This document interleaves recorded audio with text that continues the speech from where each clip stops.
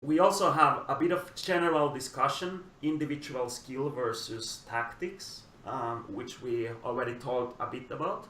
And then finally, we are gonna show you the comp grid, how you read that grid, make a lottery for the elimination and comp, so which teams are gonna face which teams in the preliminary rounds. And we also make a prediction of the 7 top teams of the main competition, and we also have a bit of reasoning why we think so. Yeah. So stay tuned. We're gonna take a 10-minute break. You as well. You don't have to listen to us all the time. You can put some good music in there. Yeah, But do that. But stay tuned. There is coming a lot of good stuff and good discussions. So and thank you for being active in the chat. And please bring the questions. Okay. Keep coming. Thanks, guys. Thanks.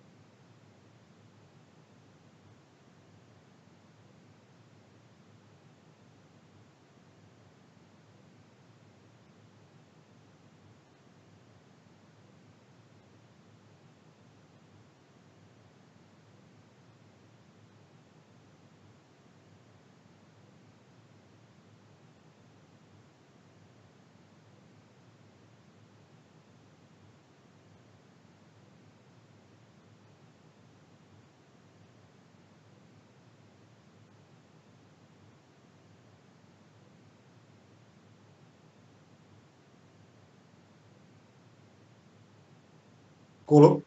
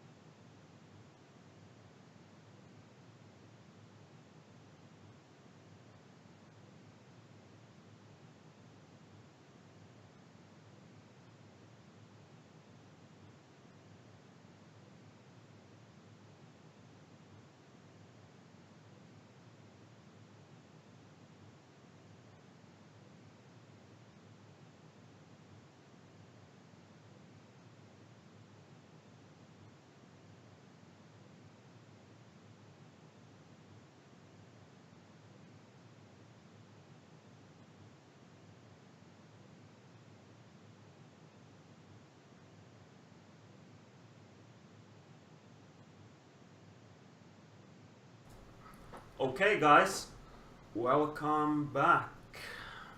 Yes, welcome back. I hope you're as refreshed as we are. But just to comment, someone asked what GP is gonna do in the future in the chat. Yeah, Macy said we're gonna go overseas, but we all already went to US, so next one is gonna be Australian Nationals, and then we'll see what's gonna be the future. But back to our schedule. Yeah. I think it's time for elimination talk. Yeah, so Swedes are happy now, and so are we. Just an intro, and it was also, it became apparent in the captain interviews that both Sweden and Finland, most of the teams put a high value on the elimination, both the format itself, but even more like what it teaches for your team to comp event. Yeah, it teaches a lot of, in my view, it teaches a lot of team skill, and it's a really good place to practice different kind, because most of the time the play is slower than in competition. Of course there's gonna be pushes and drawbacks, and there's gonna be brawls, but most of the time it's more static, the gameplay, so you have more time to communicate and you have more time to scout and make tactics. Yeah. And in my opinion, team elimination is also a good stepping stone for weaker teams. They might be better at elimination than at competition, or comp, I mean. So it's a good place for them to show up and bring their A game.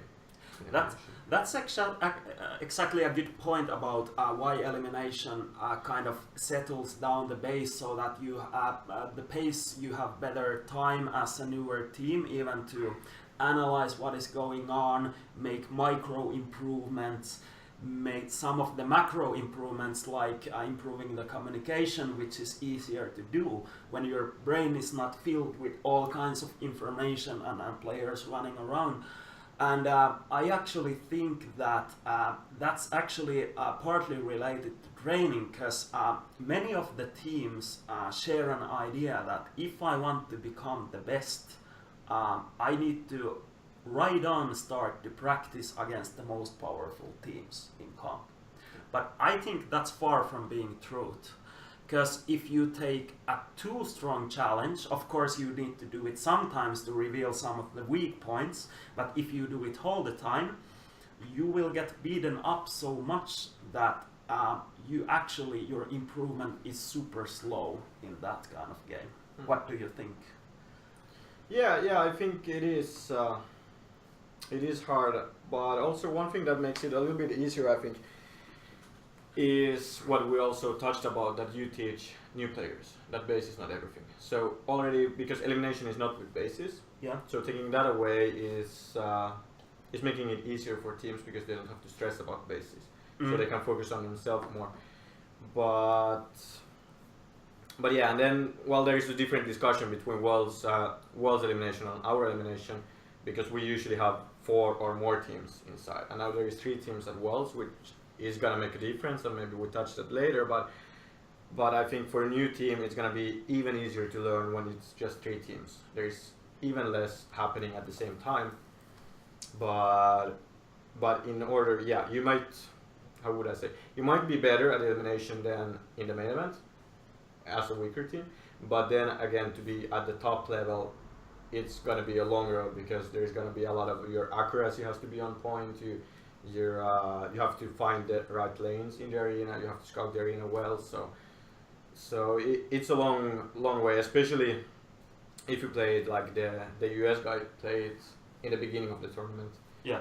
When you, as a visiting team, you don't know the arena. It's a good way to learn the arena, yes, but it's gonna give a higher